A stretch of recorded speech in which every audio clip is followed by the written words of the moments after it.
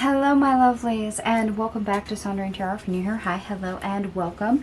This is my deck Strength versus Weakness series. You're voted on deck of the month. This is for May 2024 is the Magical Dogs Tarot. I usually put a poll up in my community tab for my subscribers to vote on a deck that I feature for this particular series. And if you are new to it, we go through the strength of the deck, the weakness of the deck, the job of the deck, whether or not it is worth purchasing. That is part 1. This is a 5-part series. Parts 2 through 5 are perfect pairs, both tarot and oracle, and anti-pairs, tarot and oracle. So you get a lot of information, and I do apologize to my subscribers, especially those that voted for this deck, on the delay. My scheduling being what it is, I'm a little late on getting a May's a deck of the month Strength versus Weakness series to you. The poll for June has closed. We'll be featuring the Unfolding Path Tarot for that month, and July's poll is up in the community tab right now, so you can go ahead and vote for the next deck. Anyway, we're going to go ahead and get started, and I will be releasing all parts 1 through 5 consecutively, so be on the lookout for those. Anyway, this is the Magical Dogs Tarot. This is by Mickie and Daniel Mueller. I actually quite enjoy this deck. Nice artwork, all sketched and colored in, and I really like it as a dog tarot simply because it has different dogs for each card. So it's not the same dog just repeated over and over and over. So that's what's great about this for a themed deck. Now, when it comes to the strength of this particular deck, it deals with shadow work. That's the strength of this deck. Which seems, you know, a little odd considering it's a fairly bright colored deck. Now, another deck that I could use in my collection that does the exact same thing, here is the a Druid Craft Tarot.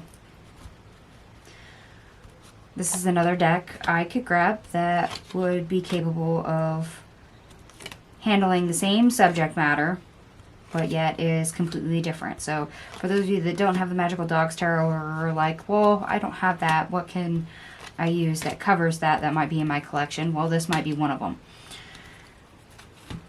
Now, when it comes to the Magical Dogs Tarot, the weakness of this particular deck is self-care. This deck does not hold your hand all that well. Is it the most blunt deck ever? No. No, it's not. However, it's not going to coddle you at all. Now, because it doesn't handle self-care, I do have a deck in my collection that will make up for that. This is a deck I've already featured in this particular series. This is the Tarot of a Oneness by Robin Voicey. So for those of you that aren't familiar with this, this is a kind of a first-person deck. You are actually in the scene. It is an indie deck that does have additional cards and renaming, and it is a non-traditional tarot deck.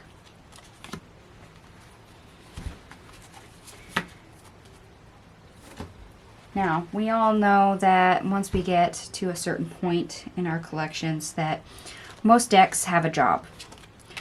I've actually, if you've ever paid attention to me when I've used this deck or talked about it before, I refer to this deck by a particular name. There's a couple decks that I have named. This is my Pain to Gain deck. Now, the reason why I've subconsciously done this is because of the job this particular deck does. Now, this is shadow work. So deep, dark stuff that we don't want to really contend with, but have to deal with anyway. Things we need to integrate. Not the most pleasant, happy-go-lucky stuff. But this deck will actually tell me what's on the other side of all that work, of all that hardship, of, okay, so this is what you're dealing with. Here's what's awaiting you on the other side. This is your reward on the other side. Here is the benefit. Here is the thing to be gained, the thing to be had, what you will, you know, embody or contain after you do the work. So this is my pain to gain deck.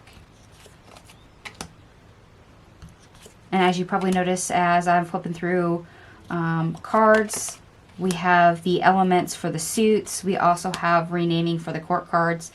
The alpha female is your queens. The alpha male are your kings. The guardians are your knights. The puppies are your pages.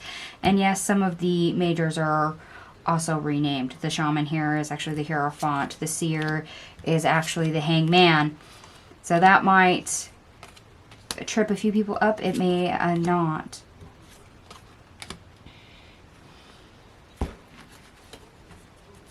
Now I'm going to go ahead and get this out of here, and we're going to zoom out real quick. So I apologize if I make anyone dizzy, because the last portion of this video is actually covering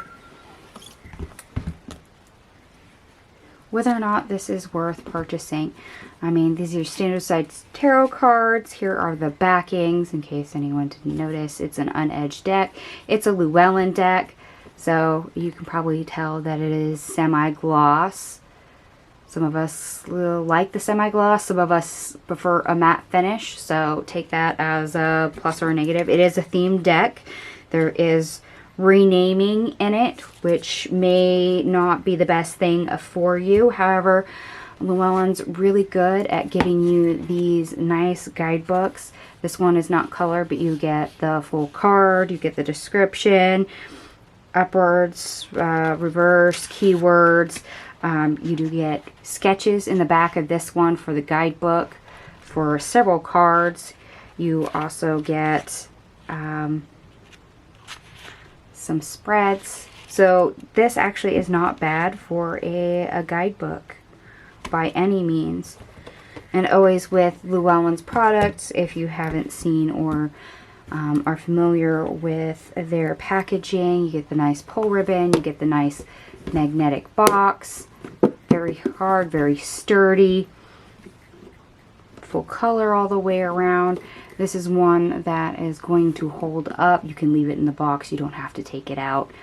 So unless you literally you know, drop this from a 10-story building, this box will keep for a while. Of course, the deck is mass market, so this is fairly inexpensive. I mean, the retail price on here, if I get my camera to focus real quick, $31.99 US. Someone else will have to do the math for the Canadian money, because I know there are those from Canada who follow my channel. So somebody else will have to tell me what the Canadian mass market price is. But this is a mass market deck. So it's readily available. It's fairly low cost, fairly inexpensive. And this is Llewellyn cardstock. Very flexible, but holds up well. I mean, it shuffles fairly easy. Maybe not the best so much to film on camera because of the semi-gloss, but at least it's not high gloss. So there you have it. So you guys will have to let me know whether or not you own this deck, like this deck, have this deck, want it, or whether or not you consider it worth purchasing. And in our next video, we are going to tackle Perfect Pairs Tarot Edition. So I hope to see you guys tomorrow. Bye.